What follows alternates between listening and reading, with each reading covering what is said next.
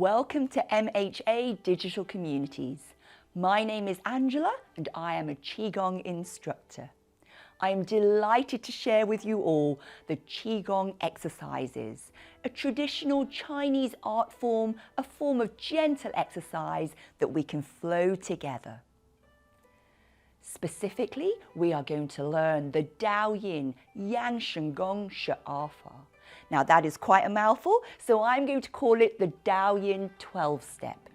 It is a series of 12 moves, each one designed to give us health benefits to each of our meridians linked to each of our organs.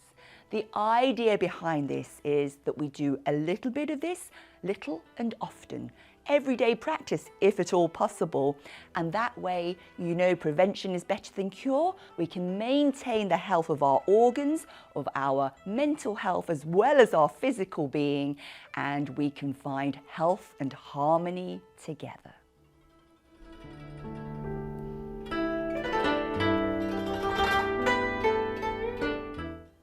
Let's start with our feet shoulder width apart, arms hanging naturally by the side. Eyes can be gently closed or gently open, looking forwards. Let's breathe in through the nose and out through the nose. If that feels uncomfortable for you, breathe naturally, calmly, and smoothly. With each breath, allowing your thoughts to drift away as we enjoy this time together for tranquility. With the breathing calm and the mind calm, let's start to mobilize the body. Looking down, chin towards the chest, looking up towards the ceiling. Looking down again, chin towards the chest. Once more, up to the ceiling and facing forwards. Now turning your neck to look to the right, smoothly to the left-hand side. Once more to the right, only going as far as you feel comfortable. And one final time to the left. Facing forwards, this time we tilt the right ear towards the right shoulder, back to center, left ear to left shoulder. Once more to the right hand side. And one final time, tilting left. Return to upright. Let's move from the neck to the shoulders. We're rolling the shoulders backwards, smoothly and gently. When you're ready, we change direction, rolling those shoulders forwards, enjoying the feeling of movement. This time, the palms face up, we lift, we turn the hands out, stretch to the ceiling and float the arms down. One more time, lifting the palms, stretching to the ceiling and floating down. This time we interlace the fingers, palms forward, turning to look to the right. Facing me, relax the arms, regather the fingers, palms forward, looking left. Facing forwards, relax the arms down. The right arm floats up and a gentle stretch of the ear to the shoulder. Back to center, float the arm down. And the left arm floats up, left ear to left shoulder, a gentle stretch. Back to center, floating the left arm down. Now let's interlace the fingers if you can, palms to the ceiling, elongating the body upwards and downwards, tilting to the right, back to center, tilting left and center. Once more to the right, enjoy the stretch. One final time to the left. Return to upright, float the arms down to the side and shake off the fingers, shake off the toes if you need to as well. Returning the feet to shoulder width apart, let's rotate the waist. Palms facing forwards if you can, rotating to the right, back to center, rotating the waist to the left and center. Once more to the right, only going as far as you feel comfortable. And one final time, rotating left. Return to face me. From here, hinging forwards from the hips and the waist. Keeping the legs straight if you can.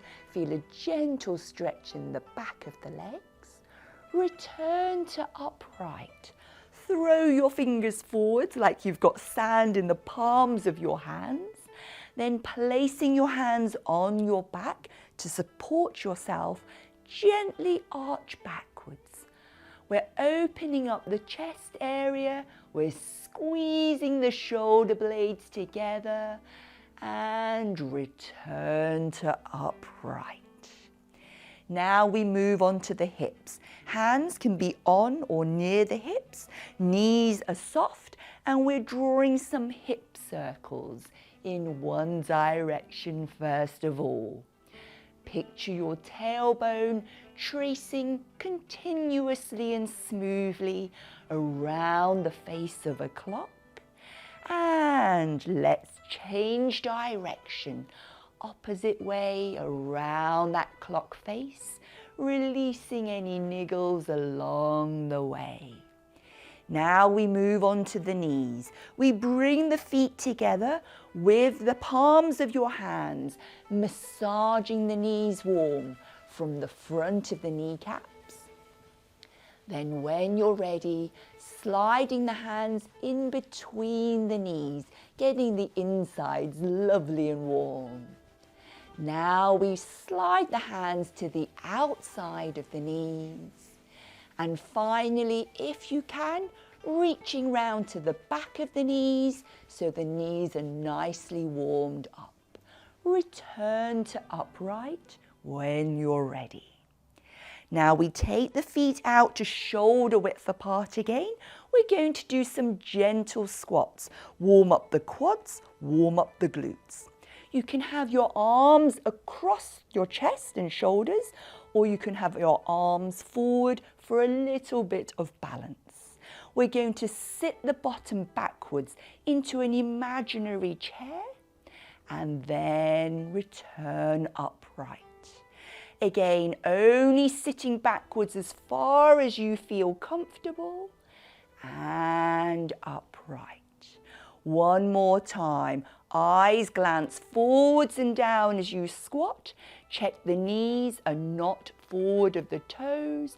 The weight is back in the heels. Return to upright. Shake off those legs if you need to. Good. Now we stretch the hamstrings. Feet are out a little wider than shoulder width. Arms are out like a starfish. The weight is in your left leg.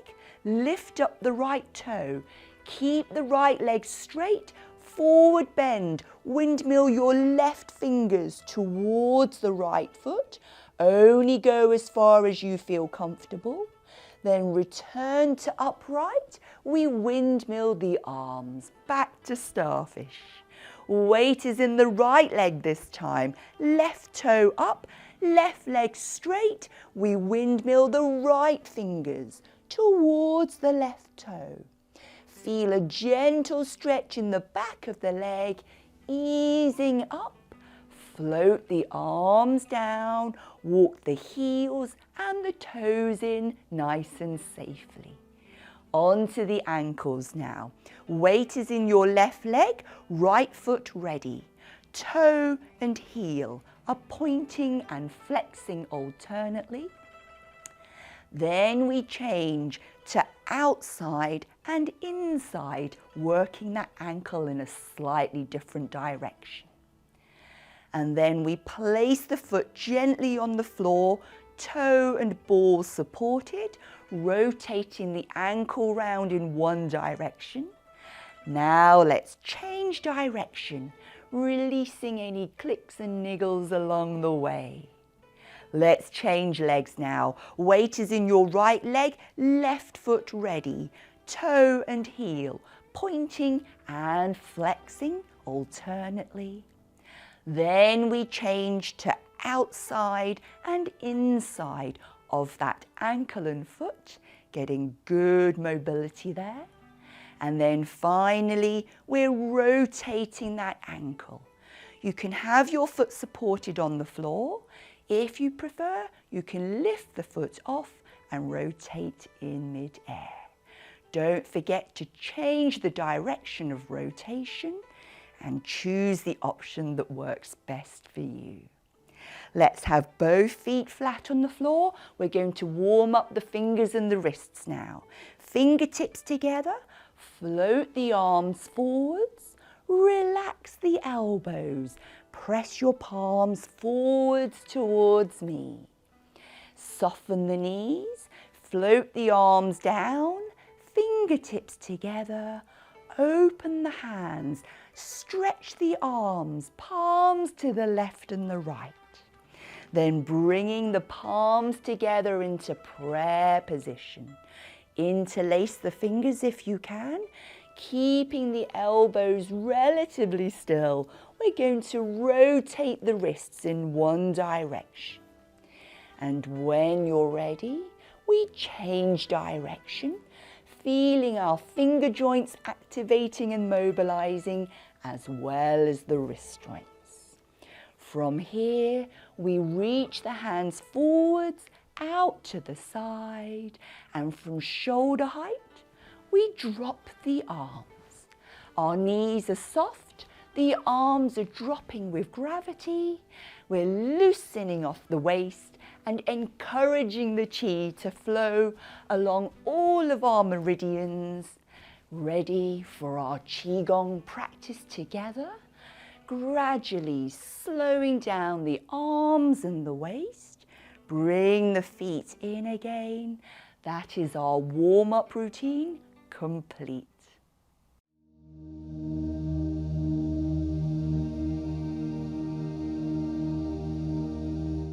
Move 3 of the Dao Yin 12-step health Qigong exercises is called Old Horse is Stabled. So there is a little bit of a story behind this. There was a very famous general in the Chinese army called Cao Cao, and he got to a certain age, he had to retire from the army, and his horse had to be stabled at the same time. But this general became a very good military strategist and a writer. And he said, I can still put my good brain and all my thoughts and knowledge and experience into something good that will contribute towards the army. So really, age is just a number. I'm sure you heard people say that before, and hence the little background to the title, Old Horse is Stabled. The only other thing relating to the horse is that in this move, we will be going into horse stance. Horse stance looks a little bit like this. The feet are wider than shoulder width, and then we bend the knees. You only go as low as you feel comfortable. The knees bend out towards the baby toe. The back stays straight the whole time and the tailbone is tucked under. We don't want to hurt the back by sticking out the bottom. And in this horse stance, we can then safely feel stable and make sure that we're working in a healthy manner whilst we do all the arm movements. Okay then, so since we've already started doing this part of the move, let's start with the lower body movements first of all. The feet together, the arms are hanging naturally by the side. Flex the knees slightly, weight is in your right leg, peel off your left foot, heel, ball, toe, step out wider than shoulder width, toe, ball, heel, and make sure that the weight is evenly distributed through the left and right feet. And then from here, we can bend the knees, back is straight, tailbone tucked under into our horse stance. Then we gradually straighten the legs, knees are straightening, shift the weight into the right leg, peel off the left foot and step into the start position. Let's try to the other side now. Feet are together, flex the knees gently, weight is in your left leg, peel off the right foot, heel, ball, toe, step out wider than shoulder width, make sure the weight is evenly distributed between left and right, and then sit the tailbone down towards the floor. Back is straight, knees are gently bending out in the direction of the baby toe. Then easing up, straighten those knees and legs, shift the weight into the left leg and the right foot steps in, both feet together. So that was the lower body for this move. Let's work on the upper body. With this move in particular, I will do the lower body as well as the upper body. Okay then, so feet together, arms by the side, flexing the knees, step out to the left, remember, slightly wider than shoulder width. Once our weight is evenly distributed, float the palms forwards and upwards. Bend the arms at the elbows, the arms come together, squeeze the fists at chin height. Then relax the fists, turn the arms out so your palms are facing me. Imagine stroking down a wall in front of you. Bend the knees into horse stance, the arms go back behind the body, cock the wrists back and create a hooked hand. At the same time, looking to the left. Then looking forwards, bring the back of the hands together. Straighten the knees, lift the elbows, peel off the fingers and fingertips, flick. Step the left foot in as the arms float down. We'll go to the right hand side now, stepping out to the right, a little wider than shoulder width.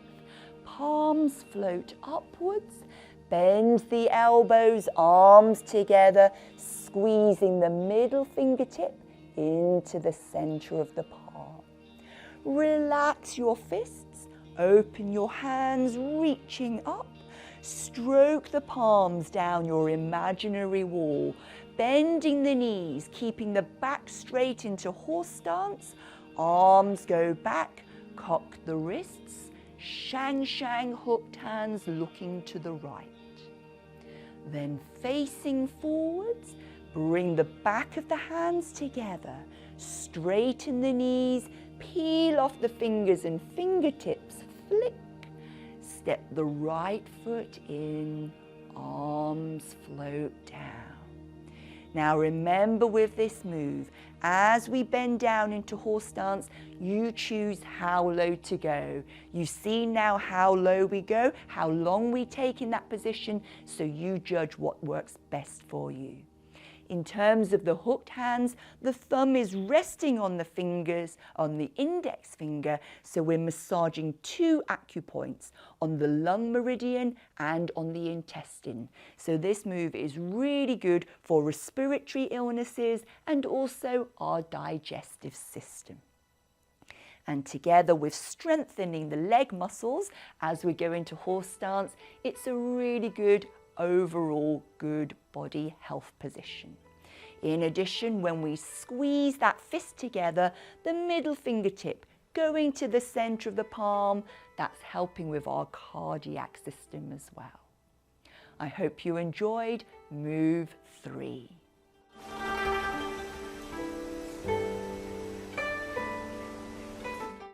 We need to warm down after our Qigong exercises, just in case we've built up any tension.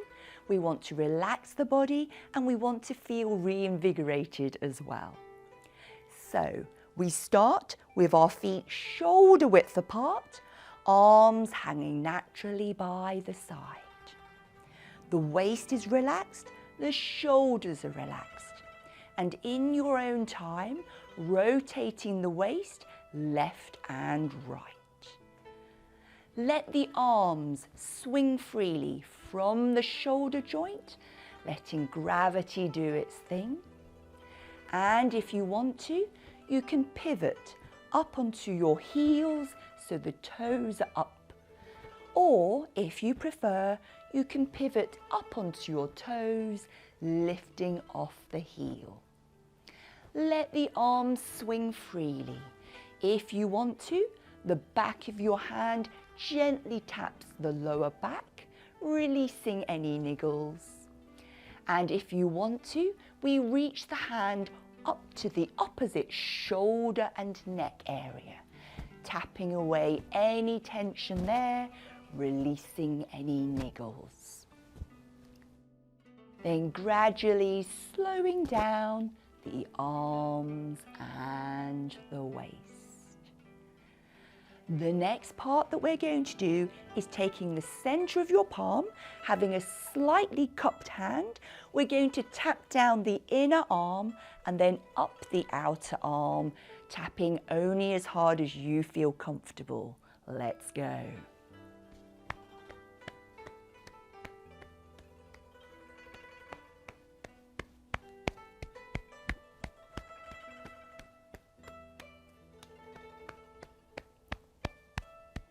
Now we tap across the collarbone, changing hands halfway. Same on the other arm.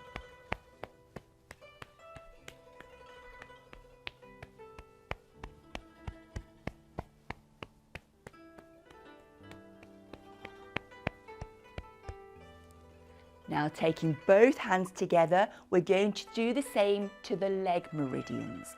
Hands start on the inner thigh, tapping down the inner leg towards the ankles. Then up the outer leg towards the hips. Now down the front of the legs, don't hit the knees too hard. And finally, up the back of the legs.